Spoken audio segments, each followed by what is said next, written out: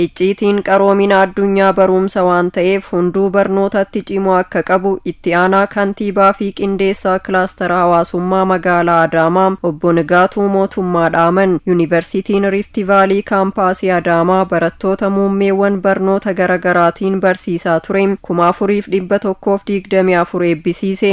Diiniin Yuunivarsiitii Rift Vaalii kaampaasii Adaamaa Dr. Waalaashat Dammaqaa haasawa taasisaniin baga guyyaa kanaan geessan jechuun digrii jalqabaatiin barattoota 1500 fi gulantaa afuraffaatiin barattoota 2624 sagantaalee barnoota idilee galgalaa fi torbeen barsiisaa ture barattoota 4124 eebbisiisuu dubbatan. Yuunivarsiitiin Rift Vaalii erga hundaa'ee waggaa 25 ta'uun isaa adda taasisa kan jedhan Dr. Waalaashat bu'aa bahii hedduu keessa baatanii bu'aa firii keessanitti argitan waan ta'eef biyya keessan tajaajiluuf of qopheessuu qabdu jedhan. Guyyaa har'aa kana kan adda taasisu Yuunivarsiitiin Rift Vaalii guyyaa hundeeffama isaa waggaa 25ffaa kabajaa jiraachuu isaati.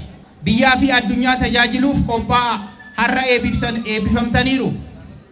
Boru immoo hooggantoota, hayyootaa fi humna jijjiirama industirii, dinagdee fi hawaasummaa biyyattii akka taatan abdii guddaa qabna. Pirezidaantii Yuunivarsiitii Rift Vaalii Profeesar Dirriibsaa Dhufeeraa gama isaaniitiin eebbifamtootaa fi maatii barattootaatiif baga geessan jechuun madaallii yuunivarsitootaa sadarkaa idil addunyaatti gaggeeffameen yuunivarsitichi yuunivarsitiiwwan dhuunfaa akka Itoophiyaatti jiran keessaa tokkoffaa, yuunivarsitiiwwan mootummaa jiran keessaa immoo 16ffaa ta'uun galmaa'ee akka jiru himan. Gara sadarkaa tokkoffaatti dhufuudhaaf kana caalaa cimnee ni hojjanna jedhan. Alaamaachin ደግሞ መቆም አይደለም ካዮን ኬኛ ኢሞ ቶኮፋ በሁፍ ሆጀቹዳ ከናፉ ጭምኔ ከን ሆጀኑ ታ hundeessaa fi abbaan qabeenyaa yuunivarsitiichaa obbo Dinquu Dayyaas bu'aa bayii cimaa keessa baatanii guyyaa firii faajee keessanii arguuf baga geessan jechuun warreen guyyaa har'aa ogummaa fayyaatiin eebbifamtan hospitaala Hayaat, hospitaala Yuunivarsiitii Rift Vaalii fi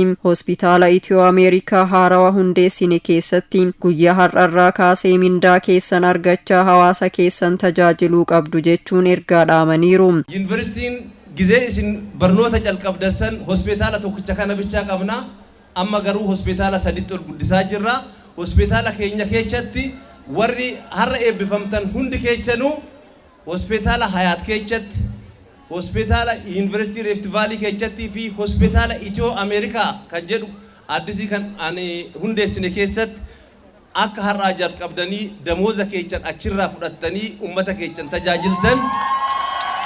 Itti aanaa kantiibaa fi qindeessaa kilaastara hawaasummaa magaalaa Adaamaa obbo Nigaatuu Mootummaa eebbifamtootaan baga gammaddan jechuun barnoonni furtuu waan hundaa akka ta'e ibsuun yuunivarsiitiin Rift Vaalii guddina biyyaa keessatti kallattii hundaan yuunivarsiitii gahee isaa taphachaa turedha jedhan. Yuunivarsiitiin Rift Vaalii arjooma taasisuun adda kan jedhan obbo Nigaatuun magaalaan Adaamaa magaalaa galaana misoomaa fi jiddugala daldalaa waan taateef magaalittii utubuun gahee abbootii qabeenyaa hundaa ta'uu qaba jedhan. Yuunivarsiitii kan adda taasisu inni tokko keessa arjooma akkuma reefu kaame kabajamoon obbo Dinquu Dayyaas gara tokkoon dargaggeessa waa hunda hubachuu danda'u arjooma isaatiin gaafa laallu garuu Waaqayyo gaditti arjaan obbo Dinquu Dayoo jenne itti saalfannu jechuudha. Eebbifamuu qofa osoo hin taane barumsa itti aanuuf of qopheessuu fi aadaa hojii jijjiiruun jiruu fi jireenya gaarii jiraachuuf ogummaa fi kalaqa adda addaa uumuun jijjiiramaaf hojjechuu qabdu jechuun dhaamaniiru.